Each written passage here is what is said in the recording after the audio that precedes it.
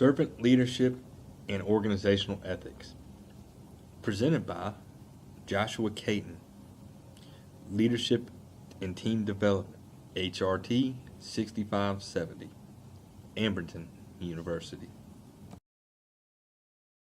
Presentation outline. The purpose of this study,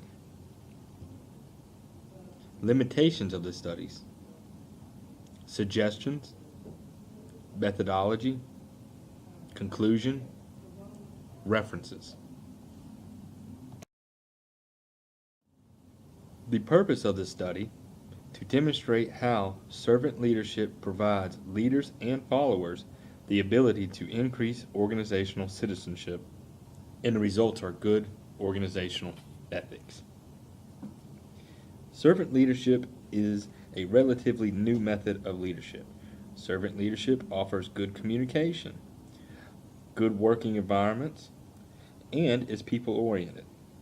Servant leadership provides leaders and followers the ability to increase organizational citizenship, and the results are good organizational ethics. The relationship between leaders and followers, organizational citizenship, and the ethics will demonstrate the effectiveness and commitment of a socially responsible organization. These results will be a workplace that is working towards a fair and altruistic environment. What is servant leadership? According to D.L. Paris and J.W. Peachy, servant leadership is an emphasis on service to others and recognition that the whole role of the organization is to create people who can better build a tomorrow.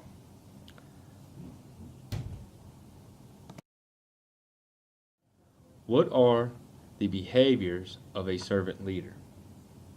According to Van Derendonk, there are 6 factors to servant leadership behavior: empowering and developing people, humility, authenticity, interpersonal acceptance, providing direction, and stewardship. We're going to discuss these a little further. Empowering and developing people. Leadership can provide interdependence for the followers. An example of employees showing their independence or being allowed for independence is allowing employees to set their own schedule. Research on empowering leadership has shown that leaders' relationship building with subordinates might be crucial to empowering the subordinate.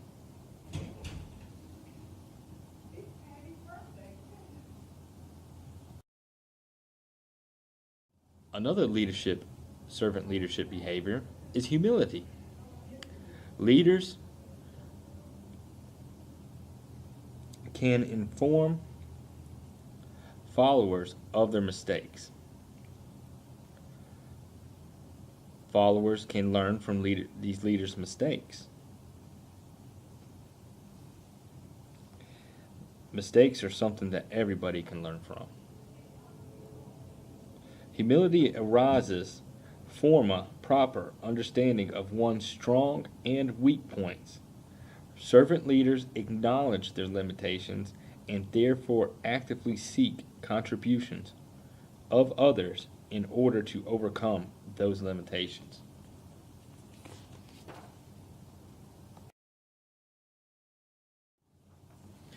Authenticity is another behavior of a servant leader. Leaders need to accurately present themselves. This is being true to themselves and being honest to the followers. As an example, someone not being authentic to themselves, that is when a person is acting like they have all the answers. This can be misleading and can cause harm to a leader-follower relationship. Interpersonal acceptance. interpersonal acceptance. The leader understands others and puts themselves in the follower's situation. A good example of this is when a manager is helping a teller with a difficult transaction at a bank. The leader is in that position because of their work experience. The leader can demonstrate this experience and knowledge and an understanding of the situation to help the teller through the transaction.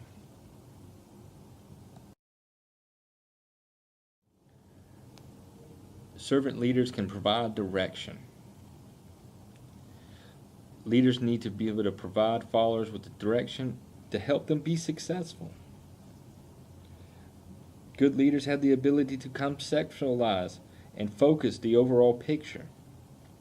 Then these leaders need to provide a clear vision of this picture to their followers. Then they need to be able to have a clear vision and incorporate foresight and predict what is to come.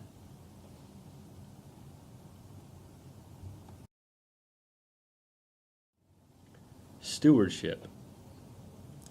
According to Peter G. Northouse, stewardship is talking about the responsibility for the leadership taking the role they're entrusted with to the leader. Servant leaders accept the responsibility to carefully manage the people and the organization they have been given to lead.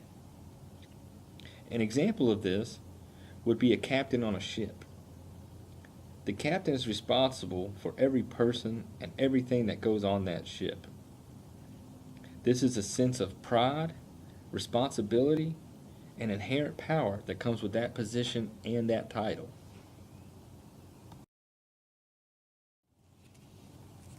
What does servant leadership provide to leaders and followers?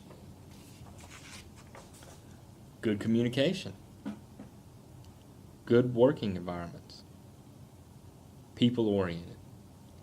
We will discuss these further. What goes into good communication? In servant leadership, feedback goes back and forth between the leaders and the followers. Servant leaders listen to the followers first and then provide feedback. The contrast to feedback going both ways is more traditional values and more traditional styles of management. The leader orders in these styles of management and directs followers to complete tasks. The information tends to flow one direction. It has its place in business. Servant leaders show empathy and understand followers' position. A leader who does not show empathy can cause problems for an organization. The followers may have low morale, lack trust, and the business environment may become toxic. In toxic business environment, there is a lot of turnover and non-efficiencies. Employees are a part of the decision-making process. There are many advantages to having employees as part of the decision-making process. Employees can have diverse and other viewpoints from their position in the organization. If employees are not involved in the decision-making process, then those viewpoints are gone, and the leader is making a decision based off what they know. Another point, servant leaders have a good awareness of themselves and how that affects others. Servant leaders have good emotional understanding of themselves. These leaders understand that others are affected by their actions as a leader. Leaders demonstrating this awareness is important in gaining trust of their followers. If the followers feel that leadership does not understand the follower's position or the leadership's position that they are in, then trust is lost. Good servant leaders are able to convince other people to change their views. Servant leaders need to be able to have followers trust them enough to try it their way. Sometimes the leader sees things that followers do not, and the leader needs to be able to persuade the followers to do the right thing. Without the ability to persuade followers, the leader will have difficulties managing the organization within they work.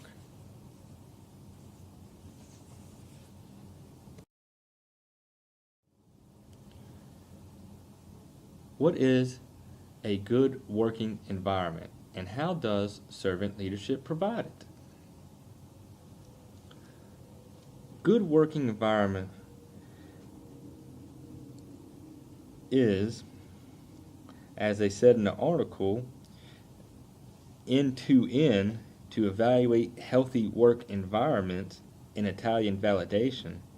The authors speak of a healthy work environment for nurses.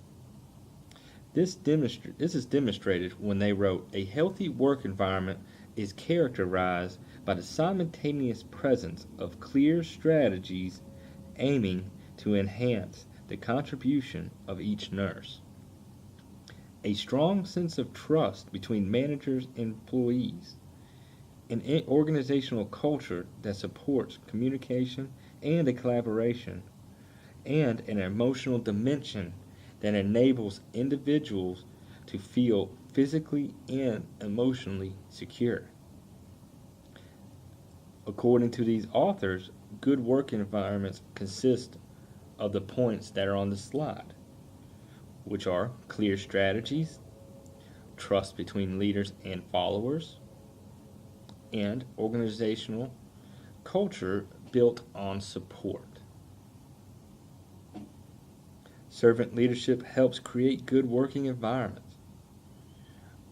According to research by J.L. Caton and K.L. Pelletier in their research article Measuring and Differentiating Perceptions of Supervisor and Top Leader Ethics. What they're referring to is the perceptions of leadership and the perceptions of the ethical climate and how they have a relationship. The author suggests that leaders set the precedent for the rest of the staff ethically. Leadership needs to be aware of their perception and work to maintain a positive one. When many leaders of an organization adopt servant leadership orientation, a culture of serving others within and outside the organization is created. In this quote, the author suggests that servant leadership affects an organizational culture and a work environment. Servant leadership can help inclusive ideals to thrive in a diverse workforce environment. In this quote, the author is suggesting that the diverse workforce will help the company overcome a lot of the many problems that happen within an organization. And this is another benefit to servant leadership.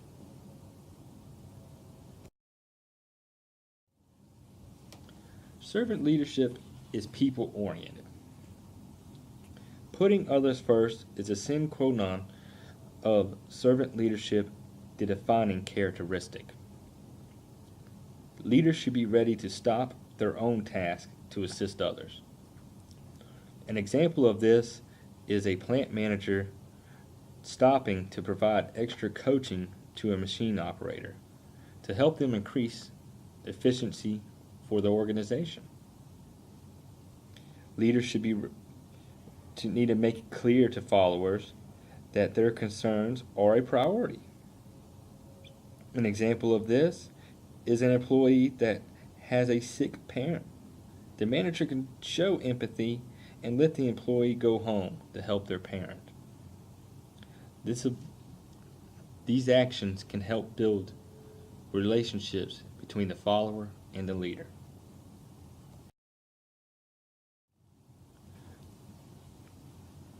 Servant leaders need to put their concerns ahead of their own problems.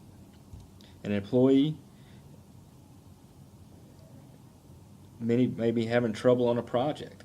A manager may choose to help that employee and stay late finishing their own work. Servant leadership increases organizational citizenship. According to Peter G. Northouse in his book Leadership Theory and Practice, 7th edition, in addition to positively affecting followers and their performance, initial research has shown that servant leadership has an influence on organizational performance. Servant leaders are socially responsible and pay attention to their followers. These leaders are transparent and honest with their followers. This builds a level of trust between the two. Servant leaders help followers with their personal development. The success of the follower will often be the success of the leader. Leaders can develop relationships with followers by listening. Followers need to be socially responsible as well. Followers can demonstrate this by being open to new ideas. Be ready to serve others within and outside of the organization. Community service projects will be an example of this.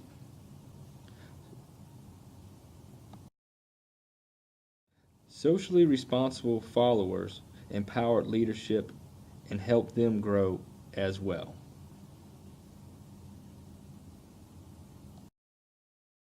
Servant leadership increases team effectiveness.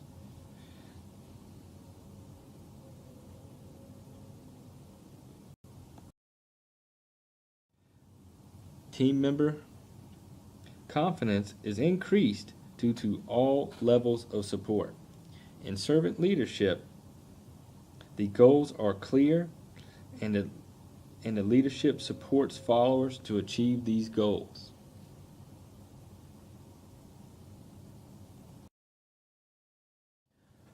What makes good organizational ethics? Organizations need to be fair. Organizations need to have tolerance for learning curve. An example of this is a newer employee on the job. Other employees and managers need to be supportive and give equal opportunities for that employee to succeed. Organizations need to have integrity. Integrity is important to an organization because decisions are made by an organization that often affect the communities in which they are involved in. An organization with no integrity makes bad decisions and can do harm to the community. An example of this is production plants that dump waste into local lakes. Organizations need to be responsible. Organizations need to focus on doing the right thing rather than doing the most profitable thing. An example of this is an organization compensating employees a livable wage.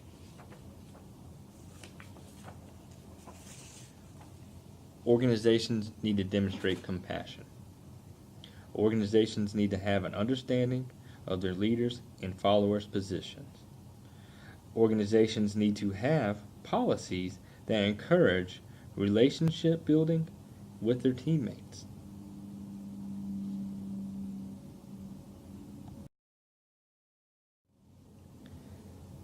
Limitation of these studies. Servant leadership is relatively new, and its value is not determined. Authors Dirk van Derendonk and Inge Nguyen acknowledged this when they wrote, "The present theory of servant leadership may be of great value in this respect.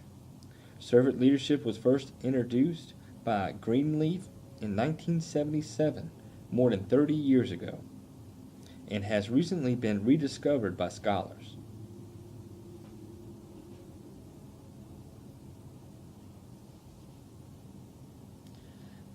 Cross-referencing multiple articles limits this researcher's ability to suggest causation.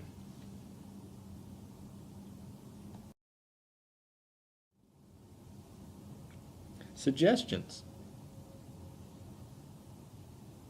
More regulations are needed to hold organizations accountable.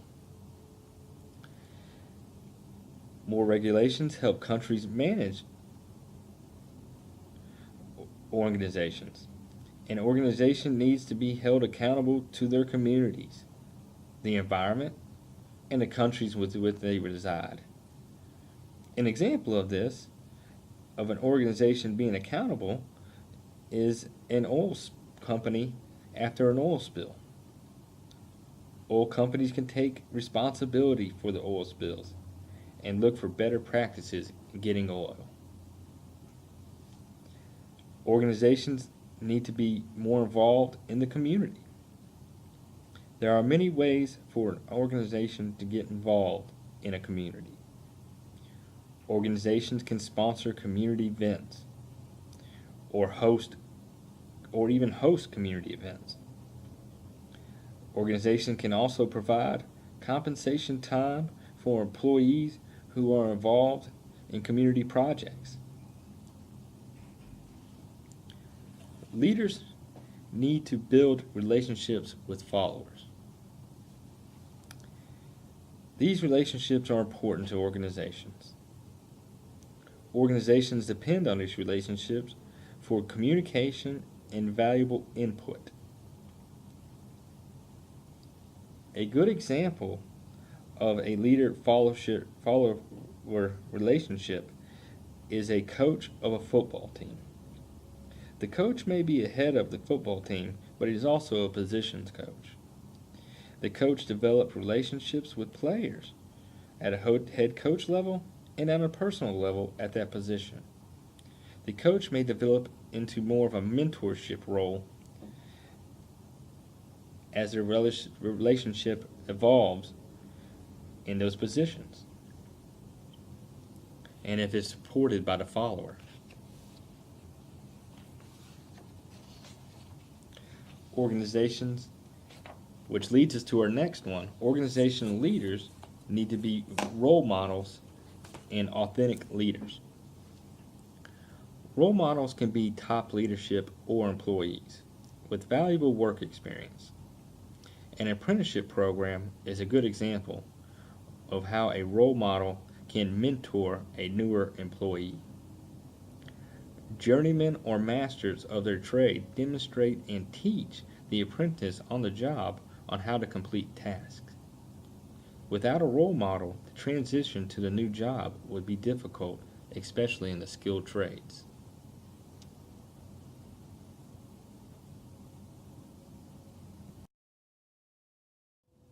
Methodology. For this research, the researcher cross-referenced numerous publications. This included peer-reviewed journal articles and various publications.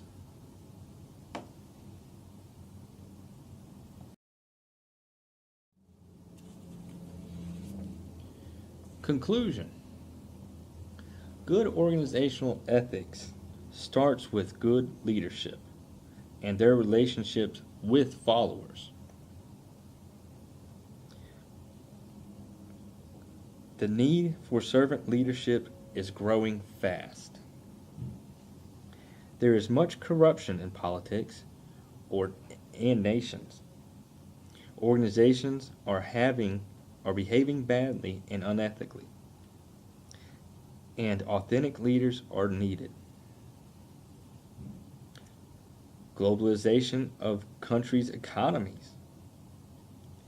Unethical behavior is one of the most dangerous ills of modern governance, with the potential to damage public trust in government and undermine the foundations of democracy. The need to eradicate corruption and improve the ethical standards of elected officials and public servants has become a major issue on the public agenda throughout the Western world. and in modernizing countries. Authors Barry, Diane, and Vagoda point out that servant leadership and ethical behavior by organizations is not only for organizations or in leadership roles. It is needed in governments, it is needed in communities, it is needed all over worldwide. And what is causing these problems is, good things, but it's also things that will that need to be further monitored. And examples of this is fast wealth. Technology advances and the ability to trade worldwide scale has allowed organizations to increase profits dramatically. The market is changing fast and is crossing over into new territories. Globalization is the frontier of the business world. Opportunities are everywhere. Low policing is another issue that is affecting us on a global wide. This new frontier created by opportunity is difficult to manage. Organization and its leadership are often in situations where their ethics is the only difference or deterrent between unethical business practices and profit. So the only thing between a business and an unethical business practice is their own ethics. So that this is where you have the policing. It would help these organizations deter from doing unethical practices. An example of this is internet and retail practices. States have trouble collecting sales taxes on internet sales, and this creates a disadvantage for brick and mortar businesses.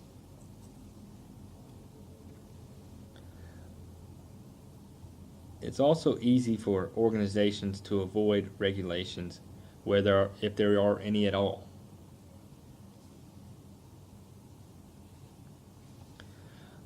Organizations can avoid taxes and environmental regulations to increase profits. It's almost an incentive to avoid to do the wrong thing because it's more profitable.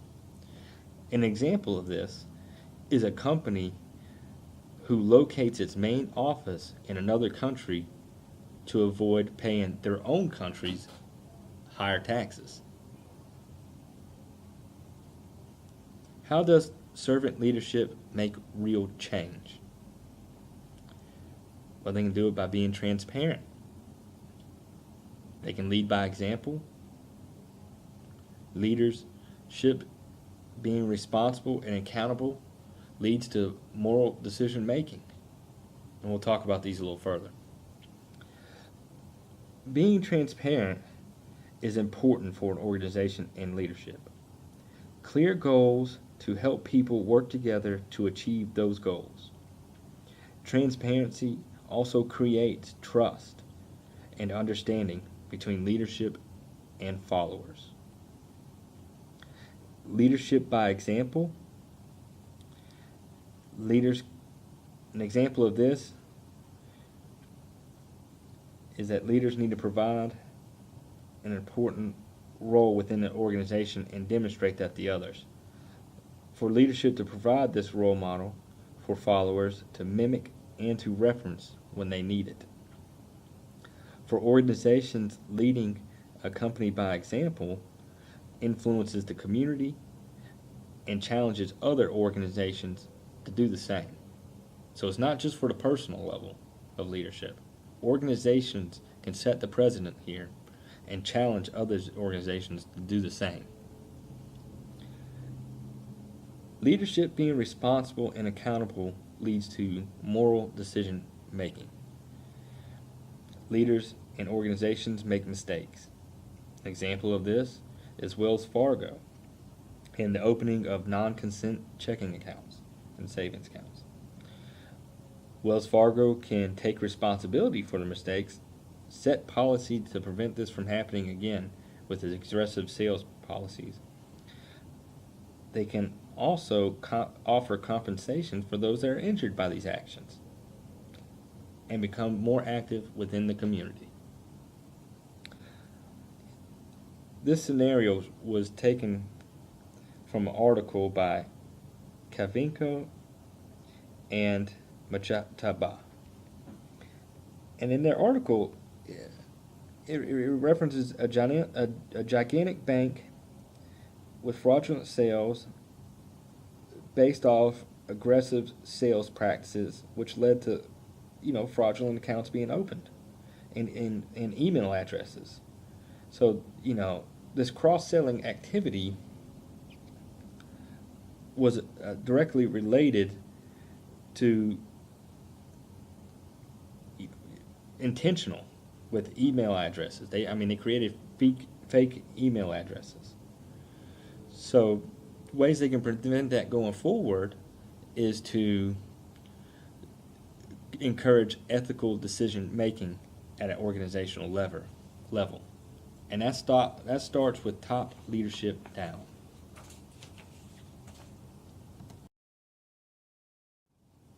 Recommendations. Further research is needed on servant leadership. Researchers can explore the decision-making process in servant leadership. Researchers can also answer questions about the applications of servant leadership in the real world. Questions like, is the servant leadership responding to the fast pace of the business environment? Questions that may come out of that. Does having the feedback from employees confuse the decision makers? Is too much feedback causing problems in the decision-making process? Another question might be, does involving the employees in the decision-making process slow down response time to critical problems within an organization?